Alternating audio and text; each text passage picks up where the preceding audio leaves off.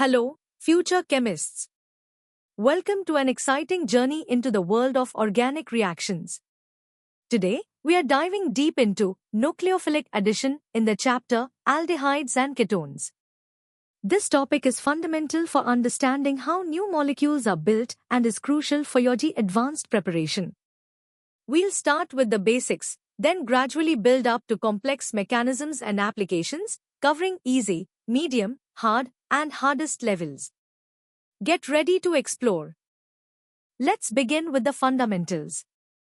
What exactly is a nucleophilic addition reaction, and why are aldehydes and ketones so special in this context? It's simpler than it sounds. So, what is nucleophilic addition? Imagine an electron-rich species, called a nucleophile, attacking an electron-deficient part of another molecule, known as an electrophile. In aldehydes and ketones, the star is the carbonyl group, C is equal to O. The nucleophile adds across this double bond. Why the carbonyl? Well, the oxygen is quite greedy for electrons, pulling them away from the carbon. This makes the carbon partially positive, a perfect target for electron-rich nucleophiles. The mechanism is quite straightforward. First, the nucleophile, with its extra electrons, attacks the partially positive carbonyl carbon. This causes the pi bond of the C is equal to O to break, and its electrons shift entirely to the oxygen, forming an alkoxide intermediate. This sp2 carbon now becomes sp3. In the second step, this negatively charged oxygen grabs a proton from somewhere, completing the addition and forming a hydroxyl group. A classic example is the formation of a cyanohydrin from an aldehyde and HCN, a reaction vital for building larger molecules. Now, it's your turn to test your understanding of these basic concepts. Here are 3 practice questions to solidify what we've just learned. Take a moment to think about them, define the reaction, explain the carbonyl's role, and try to draw a simple mechanism. Great job with the basics. Now, let's elevate our understanding a bit. We'll explore what makes some carbonyl compounds more reactive than others and how we can control these reactions. The reactivity of aldehydes and ketones towards nucleophilic addition isn't uniform. 2 main factors are at play: steric hindrance and electronic effects.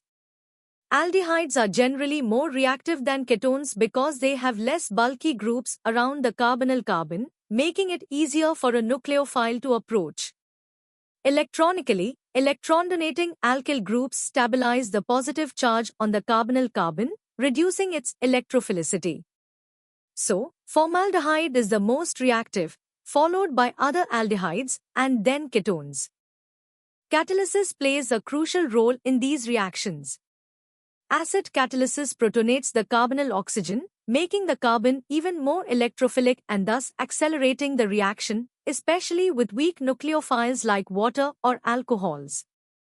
Base catalysis, on the other hand, makes the nucleophile stronger. We also have common nucleophiles like water forming hydrates, alcohols forming hemiacetals and acetals, HCN forming cyanohydrins, and Grignard reagents leading to alcohols, each with specific applications.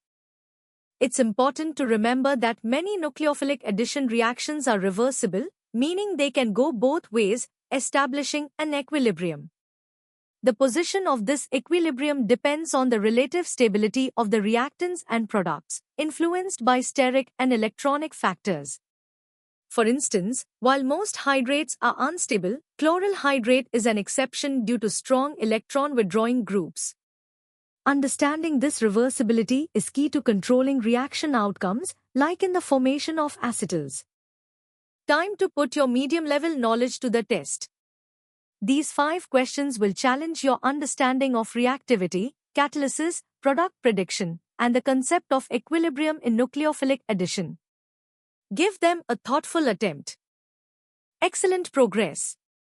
We are now moving into the hard territory.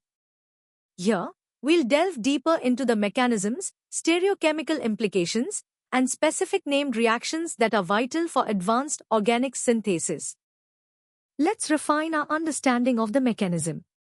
nucleophiles don't just attack randomly, they follow a specific trajectory, known as the Burgi-Donitz angle, around 107 degrees to the C is equal to O bond, optimizing orbital overlap.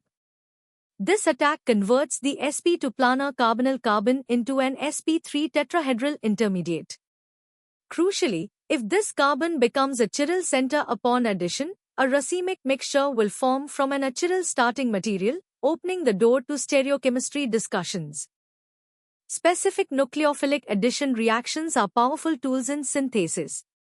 Cyanohydrin formation allows for carbon chain lengthening. Acetyls and ketals are invaluable as protecting groups for carbonyls, stable under basic or reducing conditions, and easily removed by acid. Grignard reagents are perhaps the most versatile for creating new carbon-carbon bonds and synthesizing various alcohols. Lastly, sodium bisulfide addition forms crystalline adducts, a clever method for purifying aldehydes and methyl ketones. Beyond simple addition, we have nucleophilic addition elimination reactions, also known as condensation reactions. Here, an initial addition is followed by the elimination of a small molecule, typically water. This is common with ammonia derivatives like hydroxylamine or hydrazenes, leading to products like amines, oximes, and hydrazones. The reaction often requires careful pH control. Too much acid protonates the nucleophile, too little doesn't activate the carbonyl. This precise control is critical for maximizing yields and selectivity. You've tackled some complex concepts. Now, challenge yourself with these 7 hard-level questions. They cover detailed mechanisms, stereochemistry, specific reaction utilities, and the nuances of condensation reactions. Think critically and apply your knowledge. Welcome to the hardest level. This is where we bring together advanced theories, cutting-edge synthesis, and real-world applications. Prepare to think like a research chemist and tackle the most challenging aspects of nucleophilic addition. At this advanced level, we can explain nucleophilic addition using frontier molecular orbital, or FMO, theory. This theory states that the reaction occurs due to the interaction between the highest occupied molecular orbital, or HOMO, of the nucleophile and the lowest unoccupied molecular orbital, or LUMO, of the carbonyl group. The LUMO of the carbonyl is its pi-star antibonding orbital, with the largest coefficient at the carbon atom, making it the preferred site for attack. A smaller energy gap between the HOMO and LUMO means a faster, more favorable reaction, giving us a deeper understanding of reactivity. Controlling stereochemistry is paramount in modern synthesis. Asymmetric synthesis aims to produce a single enantiomer. Chiral auxiliaries are clever tools, temporarily attached to a molecule to direct the stereochemical outcome of an addition, then removed. For predicting stereoselectivity in reactions involving adjacent chiral centers, Cram's rule, or the Felkening model, is invaluable. It helps us visualize the transition state and predict the major diastereomer. In biology, enzymes achieve exquisite stereoselectivity, catalyzing nucleophilic additions to produce specific enantiomers, highlighting nature's mastery of asymmetric synthesis. Intramolecular nucleophilic additions, where the nucleophile and carbonyl are within the same molecule, lead to cyclic products, prominently seen in the cyclization of sugars to form hemiacetals. Beyond simple additions, we encounter powerful C-to-C bond-forming reactions. The Wittig reaction, using phosphorus ylides, is a highly regioselective way to create alkenes, avoiding carbocation rearrangements. The Mannich reaction builds beta-aminocarbonyl compounds through an iminium ion intermediate, crucial in alkaloid synthesis. And the Reformatsky reaction, involving zinc enolates, provides a route to beta-hydroxy esters, showcasing the diverse applications of nucleophilic attack. Finally, let's consider kinetic versus thermodynamic control.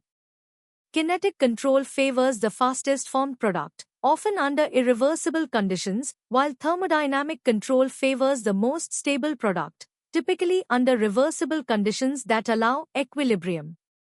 Understanding this distinction is vital for optimizing reaction outcomes. Industrially, nucleophilic additions are fundamental in synthesizing polymers, pharmaceuticals, and fine chemicals.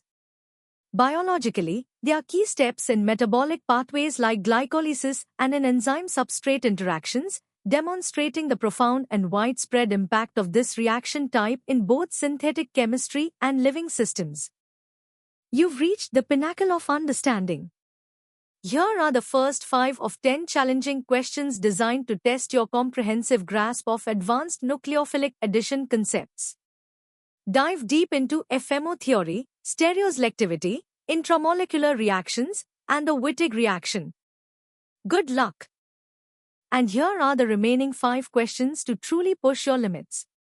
These will challenge your knowledge of the Mannich and Reformatsky reactions, kinetic versus thermodynamic control, and the broad industrial and biological significance of nucleophilic addition. Conquer these, and you'll master the topic. Congratulations on completing this comprehensive journey through nucleophilic addition. From basic definitions to advanced FMO theory and complex synthetic applications, you've gained invaluable knowledge crucial for G Advanced. Remember, consistent practice is key. For more such in-depth content, practice questions, and personalized learning experiences, visit synapse.omaps.in. Don't forget to like this video, share it with your friends, and subscribe to our channel for continuous updates and expert guidance. Keep learning, keep exploring, and keep aiming for excellence.